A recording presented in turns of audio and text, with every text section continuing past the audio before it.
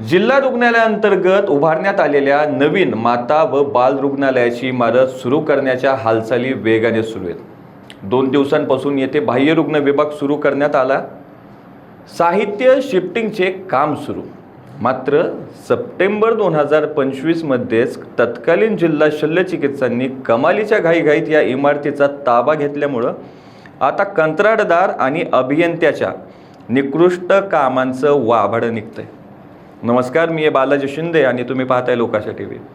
शुक्रवारी सायंकाळी 5:30 वाजण्याच्या सुमारास बांधकाम विभागानं बसवलेली लिफ्ट तांत्रिक बिघाडामुळे अचानक मध्येच बंद पडली। यामुळे जिल्हा रुग्णालयाचे 4 कर्मचारी तब्बल 15 मिनिटं लिफ्टच्या अंधारात अडकून पडले होते।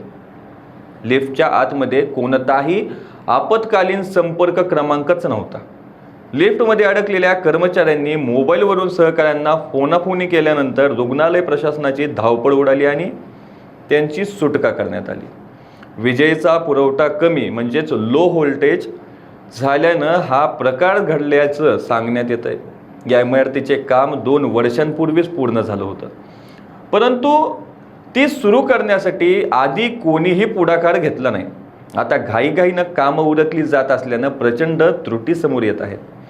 राष्ट्रीय आरोग्य अभियान विभागानं आधी केलेल्या कामांशी आता बांधकाम विभागाकडून तोडफोड केली जाते। NHM, बांधकाम आणि आरोग्य विभाग यांच्यात कसलाही समन्वय नसल्यानं इमारतीमध्ये दररोज गळती आणि वीज गुल होण्याचे प्रकार घडतात। गुरुवारी येथील ऑप्टिमायझर जळालं होतं, ते तिथं का बसवलं असा अजब सल्ला एका अभियंत्यानं दिल्याची माहिती आहे। रविवारी विशेष स्वच्छता मोहीम रविवारी श्रमदान मोहिमेअंतर्गत जिल्ह्यातील सर्व शिपायांना बेडला बोलावून घेत 4 तास स्वच्छता मोहीम राबवली जाणार आहे। CS डॉक्टर सतीश कुमार सोळंकेकडून ही इमारत सुरूसाठी सकारात्मक प्रयत्न सुरू आहेत। कंत्राटदार आणि अभियंत्याच्या कामांमुळे हा सर्व गोंधळ उडत आहे।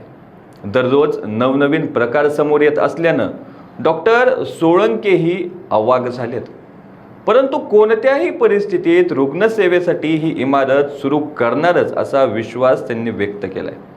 आम्ही बसवलेल्या 3ही लिफ्ट चालू आहेत, परंतु त्यांची क्षमता पाहता काही जण त्यात जास्त ओझे वाहून नेत आहेत, त्यामुळे बिघाड होऊ शकतो। जी लिफ्ट बिघडली तिचे काम आम्ही केलं नाही, असे अभियंता N करांडे यांनी सांगितले।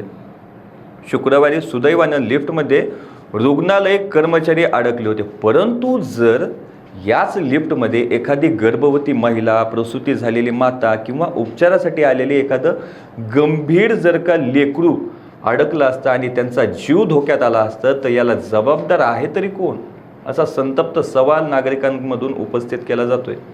एवढं सगळं होऊन देखील बांधकाम विभागाच्या चुकांवर पांघरून घातलं जात असल्यानं आता सगळीकडे आश्चर्य व्यक्त होत आहे।